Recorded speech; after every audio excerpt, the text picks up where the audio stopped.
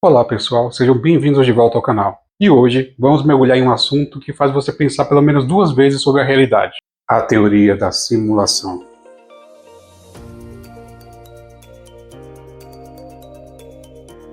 Desde Matrix até o Show de Truman, a ideia de que vivemos em uma simulação tem sido explorada em diversos filmes, mesmo que de forma diferente.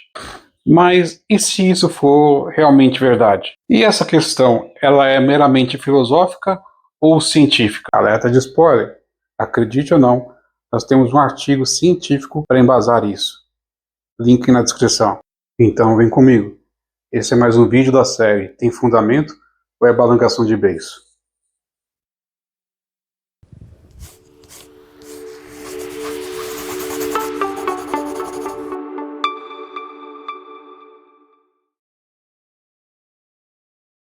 Na verdade, a ideia não é tão nova quanto parece. Filósofos como Platão já debatiam sobre a natureza da realidade. E hoje, cientistas como Elon Musk e Neil Tyson também discutem a possibilidade de viver em uma simulação. Tá bom, o empresário Elon Musk. Eu juro que conheço um cara que achava que o nome dele era Elcio. A teoria da simulação é um conceito filosófico que sugere que a realidade que experimentamos é uma criação computacional gerada por uma civilização avançada. Nesse contexto, a física e a matemática desempenham um papel fundamental, pois elas fornecem ferramentas e os princípios que supostamente seriam usados para criar e gerenciar uma simulação tão complexa quanto o universo. Por exemplo, as leis da física, como as equações de movimento de Newton e as leis da termodinâmica, poderiam ser programadas em um simulador para gerar comportamentos realistas em objetos e fenômenos dentro da simulação. Da mesma forma, a matemática desempenharia um papel crucial na criação de algoritmos e modelos que governam a estrutura e o comportamento do universo, como as partículas interagem até a forma como as galáxias se formam. Em suma, a teoria da simulação assume que a física e a matemática são linguagens fundamentais usadas para descrever e gerenciar a realidade simulada. Nas palavras de Galileu Galilei, a matemática é o alfabeto com o qual Deus escreveu o universo. Mas e o que diz a ciência sobre isso? A base para essa discussão é esse artigo do Tom Campbell, de 2017, publicado na International Journal of Quantum Foundation, onde ele utiliza um experimento da física quântica que chamamos de dupla fenda. Eu lembro dessa aula na minha primeira graduação, com o meu professor de física na época, Lázaro. Ele fez a gente medir a espessura de um fio de cabelo com precisão milesimal, usando para isso uma trema, graças à física quântica. Além de um excelente professor, ele era sim um grande físico teórico. Tá, mas qual o argumento? É possível, em algum universo, e não precisa ser no nosso, simular uma realidade em que possa ter seres dentro dela? Se a resposta for sim, provavelmente alguém já fez. E se alguém já fez, não fez uma vez só. Imagina a quantidade de civilizações em todos os universos possíveis. Devem ter dezenas de milhares, talvez trilhões de simulações por aí, e somente uma realidade. Então, a chance de estarmos na realidade seria mais provável estarmos na simulação. Durante muito tempo, essa era uma ideia meramente filosófica, porque para ser científico teria que ser testável, e esse é o tal método científico. Então, se você não pode testar, você não pode provar. E se eu dissesse que podemos experimentalmente saber se estamos ou não em uma simulação? É sobre isso esse artigo. Imagina o Mario. Você sabe que é Mario. Imagina que você é o Mario, pulando, pegando moeda. Se você é consciente, e lembre-se que começamos agora a fazer jogos com personagens com inteligência artificial, e ninguém tem 100% de certeza qual vai ser o limite disso. Bem, sendo consciente, você vai explorar o seu mundo e descobrir às vezes a física daquele mundo. Você é o Mario Bros. Você descobre a gravidade, porque você pula e volta pro chão, você encosta nos objetos, descobre que a tartaruga te mata, descobre que o cogumelo faz crescer. Tudo isso são leis da física que você está mapeando no seu universo. Lembre-se, que o Mario não sabe o que está no jogo. Para ele, é a vida real. E tudo que ele está aprendendo, nada mais são do que as leis da física do jogo. O problema é que qualquer simulação tem bugs e condições de contorno. Ele vai encostando nas paredes e não passa. Até que, de repente, ele encosta em uma parede que ele consegue atravessar. O que ele ia pensar? Que estava em uma simulação ou que às vezes a física no seu mundo eram diferentes do que ele esperava? Provavelmente pensaria que a parede já era simplesmente de outro material e ele ainda não conhecia.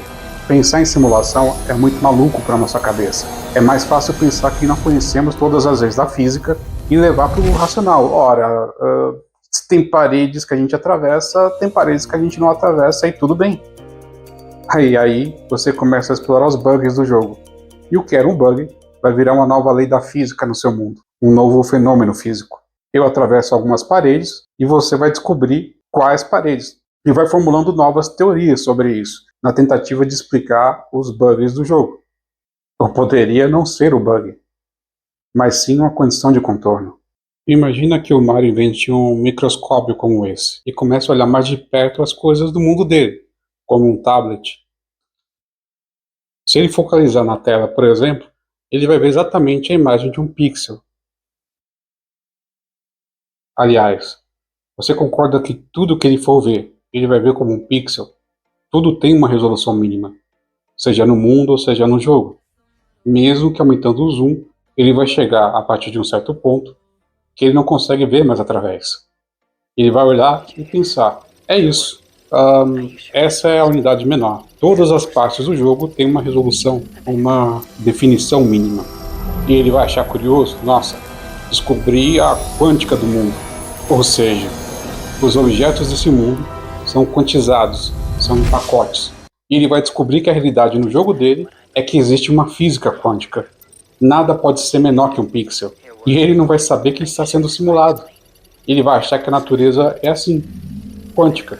E ele vai descobrir que quando encosta nas coisas, talvez ele não encoste de verdade, porque tem um hitbox. E ele vai pensar, que curioso, eu nunca encosto em nada de verdade.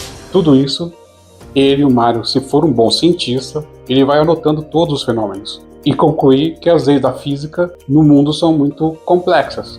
Tem gravidade, o cogumelo cresce, a tartaruga mata, tem uma estrutura mínima, e ele começa a descrever as leis da quântica do mundo dele. Agora pensa na nossa realidade. E se a realidade macro for, na verdade, as leis da física ou as condições de contorno que o programador definiu, a física newtoniana? Encostamos em objetos, as coisas têm peso, elas caem, eletromagnetismo, e os fenômenos bizarros que descobrimos na mecânica quântica, como tonelamento, emaranhamento, velocidade da luz como sendo um limite. Aliás, por que é um limite? Porque tem um limite. Porque a física do nosso mundo tem um limite para a velocidade que você pode chegar. Não é estranho isso? Por que não posso acelerar para sempre? Por que o espaço se deforma quando eu acelero? Por que o tempo muda? Talvez esses são os fenômenos que estão nos mostrando que vivemos em uma realidade simulada. Talvez a gente só tenha um limite quântico para as coisas, porque esse é o limite do processador que está processando a gente. Talvez a velocidade da luz é só o limite de processamento que os computadores que estão simulando a gente têm que ter, porque ele não pode simular algo mais rápido que isso, porque ele não tem capacidade de processamento para isso. Mas isso é viagem demais, e claro que não podemos testar. Mas talvez não. Esse cara propôs um experimento que dá para testar. E é disso que se trata o artigo. Aí vira científico. A proposta do artigo é que no jogo tem seres conscientes. Nós. E no jogo, eu não simulo todo o universo ao mesmo tempo. Somente a parte que tem interação. O que está fora da tela você não precisa simular. Não precisa renderizar. Não precisa simular as tartarugas, os bichinhos que estão fora da tela. Talvez na nossa simulação, o computador só gaste capacidade de processamento onde tem o ser consciente na tela. Essa é a premissa. E se existir isso, o fenômeno só ocorre quando tem um humano em cena, que são renderizados justamente naquele momento. Ora, mas não é isso que ocorre no experimento da dupla fenda, onde partimos da dualidade de onda-partícula? O experimento mais assustador. Quão aterrorizante é o experimento de interferência de dupla fenda. Quando usamos um emissor para disparar fótons através de uma fenda, um padrão aparecerá na parede. E quando uma bolinha cai na água, cria ondas. As ondas interferem entre si, e a intensidade da luz é maior onde os picos das ondas colidem, formando um padrão com diferentes intensidades. No entanto, quando substituímos uma fenda por duas e emitimos luz, o que teoricamente deveria aparecer do outro lado das fendas seriam duas linhas verticais. Mas algo assustador acontece. Do outro lado das fendas, não apenas as linhas esperadas não aparecem, mas também surge um padrão estranho de ondas. Então, os cientistas usaram fótons individuais, mas o resultado foi o mesmo, o que é inexplicável. Os cientistas decidiram colocar um dispositivo de observação na frente das fendas e o resultado foi ainda mais surpreendente. Quando os fótons passaram pelas fendas e atingiram a tela atrás, o padrão formado era de linhas verticais e não de ondas. A conclusão padrão é que o observador interfere no experimento, e uma mesma coisa pode ter dois tipos de comportamento, onda ou partícula, dependendo de como você age no experimento, no sistema. Mas a explicação do artigo é que não é isso. Não quando o observador tenta detectar, mas sim quando tem um humano consciente em cena. Se tem um humano consciente em cena, essa tela vai ser renderizada. E se a tela for renderizada, vai ter que ter definição de se é onda ou partícula. Ou seja, o computador da simulação só gasta capacidade computacional se tem um ser consciente descobrindo a informação. Se não tiver, ele não precisa se preocupar com isso. Guarda essa informação. Então ele propõe um jeito de testar esse experimento, da fenda dupla, o apagador quântico de escolha retardada. Se você achou complexo, fica tranquilo, é complexo mesmo. Mas vamos tentar entender essa geringonça, como funciona. Eu lanço uma partícula, ela se divide em duas. Uma delas bate na tela, e ela vai ter que ter desenhado ponto ou franja, ponto ou onda, naquele momento. A outra viaja por caminhos mais malucos, bate num monte de espelhos. E eu escolho se eu vou detectar ou não. Por isso a escolha é retardada. E se eu escolho detectar, a primeira que já foi para a tela faz um padrão de partícula, forma um ponto. E se eu escolho não detectar, a primeira que já está na tela faz um padrão de onda. Isso é muito maluco. Como a partícula que foi detectada consegue avisar a outra no passado para fazer o padrão de ponto? O programador já teria que saber a sua escolha para poder renderizar corretamente no passado se era onda ou partícula. O que Campbell tenta com esse artigo, com essa teoria, é dizer que a partícula nunca foi renderizada antes. Só passa a ser renderizada quando um ser consciente entra no jogo. Ou seja, a realidade só se define quando tem um humano no frame do jogo. Antes disso, a realidade não tinha necessidade de ser definida. Mas e aí? Estamos vivendo mesmo a simulação? A verdade é que ninguém sabe. Deixa aí nos comentários e não se esqueça de se inscrever no canal. E se estivermos mesmo em uma simulação, espero que o programador esteja ao menos assistindo isso. Ou não.